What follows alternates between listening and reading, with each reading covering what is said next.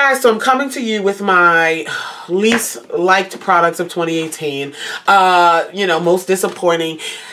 I don't like making these videos. They're kind of sad, but you got to take the bad with the good, you know? I'm proud to say there's only 6 that I felt like strongly enough to mention in this video, which is really good considering all the new products I tried throughout the year. So I have 3 that just I think didn't work that I do not recommend, and then I have 3 that I personally don't like, but you still might like them. Does that make any sense? I guess it's all subjective. It's all subjective, but there are 3 that I can strongly say I would not spend my money on. But then the other 3, I would say you can spend your money on them because they might work for you. You understand what I'm saying? The other 3 I don't think are going to work for anyone. So anyway, let's get into it. When I was picking out these products, I had to you revisit, you think about what didn't I like this year? Look over the reviews, look over what I said throughout the year. And then I revisit them and try them out again. And if I still feel that way, or I discover other reasons why I don't like them, or discover a reason why, okay, I actually do like it. So yeah, so a lot of these things I've already talked about throughout the year, and so yeah, just kind of bringing them all back together. The first one is this Maybelline Superstay foundation stick. This is about $10. Oop, I'm getting it dirty. It's about $10. I think I got mine from Walmart. I am not a big foundation stick user, but I'm a big appreciator of a foundation stick. I get it. They're wonderful. I've used this a few times to review it. I want to say, being nice, I want to say I've used it maybe pushing 10, pushing maybe 7. Let's say 7. Let's say 7 or 8. You know, can't really remember, but it wasn't that many times. Look at this. You do not get anything in this stick. You get nothing in here when you purchase this. It is 0.25 ounces. It's 7 grams of product. For a foundation, this is supposed to go all over your face. Anyway, on the other side, it has this sponge that's really weird. It's not super hard. It's not super hard, and I remember liking it. I think I liked it for concealer. But for this foundation, first off, it's too small. I feel like it's completely unnecessary. It takes up too much space. You could have gave me more foundation. And the formula, it's cream, oh my gosh, calm down, Candice. Cream to matte formula, full coverage. You can get full coverage, it's buildable. You can get there, not gonna lie, but I'm you don't get enough product. You got that ugly sponge. It's nothing revolutionary. It's not a super thick formula, so I think it would actually do better as like a spot concealer or contour. People like to use contour sticks, but and my shade is 360 Mocha, but don't get that. Like, it's just, there are other foundation sticks that give you more product, that do more for you, that are a lot better in quality, and we just go, no, Maybelline. Alright, the next 2 are actually more recent purchases and recent reviews that are on my channel, and they are the LA Girl, both the eyeshadow and the highlighter palette. So the eyeshadow palette, I was so excited. This is $20 at Ulta, and you got 35 beautiful shades in the pan.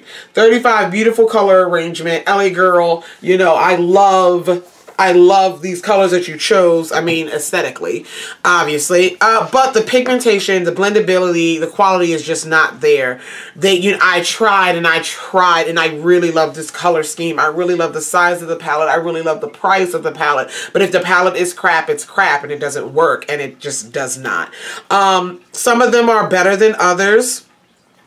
But I also noticed upon using this even more, they are very what's the word? Like, they get that is it oil? That layer over top to make them hard. And that's been happening with some of the ones that I use more frequently, like the metallics and stuff that I use. Again, like I guess they were my favorite shades in the palette. If I had to pick any, I used a little bit more. Some of the pigment is there with some of it is not, but overall on the eyes, they just don't do well. They don't blend well. They don't have the pigment that you need. Like now, Vision used to be pretty good swatched. It's light blue. It used to be pretty good swatch. Now it has that layer on it, and that's what the swatch looks like. And I'm so upset with that because I wanted to love it for what it was. But I will say, let's say they do another palette. I'll give it a try, see if they improved. We'll find out. But I would love to support this large $20 palette from a drugstore brand. I want to support it, but I cannot support that one. And with that being said, the highlighter palette is a lot better, but still not good. Pretty shades. They give you that, I'm sorry, the name of this is the Reverie collection. Sorry about that. Pretty shades.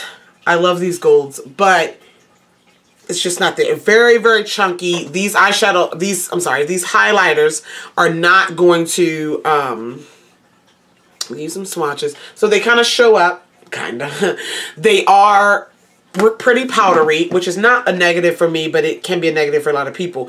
But they accentuate every pore and flake and flaw on your cheek. They kind of almost clump up. They don't, they're not a beautiful, just glow, melted glow. And even if you want an extreme highlight, it's not even smooth. Like, I like extreme highlight, even more extreme than this, but I still needed to be smooth. I just needed to be more intense. These, the more you put on to get more intense, the grosser it looks. And so it's just, they didn't do well with that formula either. We're done with that. All right. So that is the 3 that I just don't recommend. These next 3 are if they work for you. And I'm actually going to continue to use them up because I bought them, or, you know, give them to someone else that they might, but they're not like going in the trash. These things can probably go in the, I'm going to keep them for comparison purposes. But if I wasn't a YouTuber, they would go in the trash, you know, or maybe return, but I'm not that big on returning. But you understand what I'm saying? These I'm going to continue to use and just use them up and then just not buy them again. Make sense? All right. So the first one being this Matte Fix Plus. So Fix Plus, the matte formula. This one I might take, I'm trying to get my words together. I love Matte Fix Plus. I love all the formulas. I love all the scents. This one, the only thing I don't like about it is it leaves those white droplets on your face.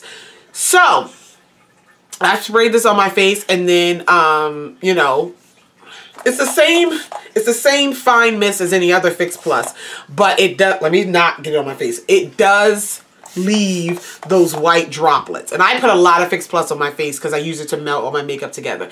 It leaves those little white droplets. So if you're lighter than me, obviously it might not be a problem. If you are Caucasian, it might not be a problem. But for me, I've seen it. And I don't see it all the time. That's the thing. I've tried this spray and sprayed it multiple times. You see, I've used a significant amount, but you kind of don't know when the white droplets are going to appear. Like right now, they're not showing up on my arm at all. So it's kind of weird. But it happens like 60% of the time. And then I was like, okay, well, I'll alleviate that situation. I'll spray it on, spray Fix Plus before my makeup. And a lot of people do that. But that's not what I use this for. So if you are spray Fix Plus before your makeup, like a charged water type of thing, then this whole argument is irrelevant. But if you're like me and you spray it after, then you are taking a gamble. So like right now, I just sprayed it on my arm, and there my arm looks completely fine. But I can't gamble that all the time. So there we go. But again, to use this up, how would I use it up? I would be spraying it before my makeup just to give an extra layer of matte. And I have been doing that. Put my matte primer on. I'll powder sometimes. Like, you know, you powder under foundation. I've told you guys I use that technique a lot.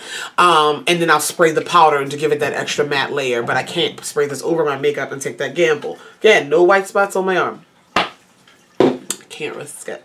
And maybe it just reacts with whatever foundation, whatever product is there, and sometimes that allows it to be white and allows it to not be white. That could be it too. I don't know. The next product is the Cover FX Power Play Concealers. I was so excited for these because the Power Play foundation made it in my best products of 2018. It's one of my favorite foundations of 2018. Full coverage, beautiful looking. I mean, just wonderful, wonderful, wonderful foundation. And I'm like, oh my God, they have concealers. I'm on it. The reason why I do not like these is because they are not full coverage, which they claim. Wait a minute, let me not lie. Power Play Concealer. They claim to be medium to full coverage. And I don't even think they're that. Like, they just almost blend away. Does that make any sense? I have 2 shades here. In Deep 4 and In Deep 2. I got one that's like my skin tone and one that's a little bit lighter. And I like the applicator. It's this big bulbous doe foot.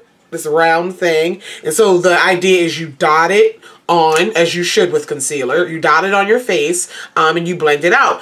But it just blends into nothing. Like, they blend away to the point of it doesn't even look like... I'm going to use this dirty beauty blender here. So I have this, and they blend out as if I'm not even wearing concealer anymore. I don't know what that is. I don't know. And you can still see that spot. Like, they blend away to nothing. I don't know what that is, but they just did nothing for me coverage-wise. And so, if you can make them work... And here's the thing. These are $30 a piece. These are $30 concealers. You know, like, come on. Yeah. Can't do it. And I'm like, why don't you return them, Candice? I'm just not big on returning makeups. I have returned 1 to 2 things before, but I guess I just take it as a loss and I'll give it to a family friend or something. I do, because someone else can make it work, and I'm generous like that. All right, and then the final disappointment. This one is disappointing due to just the lack of inspiration from it. It's kind of boring to me, and a little bit of the quality. Although I haven't had the significant quality issues with mine that people have had, but I have to mention it. The Emily palette. You guys know Emily is my favorite YouTuber, so it pains me. Oh, my nose is running. It pains me to do this, but I gotta keep it real with you. This is the Wants palette. This is her collaboration with Makeup Revolution. Her collaboration with Makeup Revolution. She has a full face palette, and then this eyeshadow palette, which at first glance, beautiful colors. Like, this is Emily in a palette. I think she did very well selecting things that are key and true to her. This works. I respect the fact that there's only one light white shade, which in my mind, I was like, okay, women of color can definitely benefit from this. And a lot of women of color have. When I look at this, I think it's beautiful, but it's still just like kind of blah to me. One of the disappointing things is just I knew that women of color, and I'm not saying it had to be. This is Emily's palette. This is things that she likes, and she's a white woman, so I'm not mad at her for it. I just thought I could make it work anyway, and I just couldn't. That's what it was. That's just what it was, and I just couldn't. And then the quality is a little bit, hit and miss. With some of the mattes, and I'm talking maybe like 20%. It is a little hit and miss. And it's just not, it doesn't blow my mind. It doesn't blow my mind in quality. It doesn't blow my mind in just looks and just what it, you know, and I don't know. And I think this one's more disappointing because you hype things up. It's just a personal disappointment because you hyped it up like this gonna be the shit. I didn't think it was gonna be like a bright rainbow palette because that's not her aesthetic. But when I saw it, I was like, yes, that's her aesthetic and it's beautiful. Like this here and this bottom row, I think I talked about that in my, review on it. This part here, these 8, and then this bottom row is me. But then you have these 12 shades that I'm kind of just like, I'm not even into that, and just, I don't know. It was a personal disappointment. Obviously, I'm going to keep it. I didn't have any mold issues or any of those quality issues that people were saying. But yeah, this is more of a collection nostalgia, Emily. And, you know, if I need a shade, I'll go to it. And I appreciate she has this big fat mirror. But this wasn't my jam. It's okay. All right. That concludes all of my best and worst videos of 2018. Happy 2019. I don't know. This was a great year. Makeup wise, it was a great year for me YouTube wise. It actually was a pretty crappy year for me personally. Not that, like half of it was crappy. Like it was like half and half. I hope 2019 is better. Like I'm okay. It's just, you know, life struggles sometimes. But I wish you the best in 2019. We are gonna blow up even more. You know, we starting this thing all over again with IMAX in April, just things, and just in general. Like, what are your New Year's resolutions? You can leave them down below. I have a couple New Year's resolutions, personal ones, that I think I can do. I'm not going to tell you because if I don't get them done, then I don't want to look stupid. But, yeah. Thank you guys so much for hanging with me. Thank you for rolling with me for another year. I love you guys so much. We have such a great relationship, and it's going to get even better in 2019. Even better. So, I love you all, and I will talk to you guys in the next one. Bye.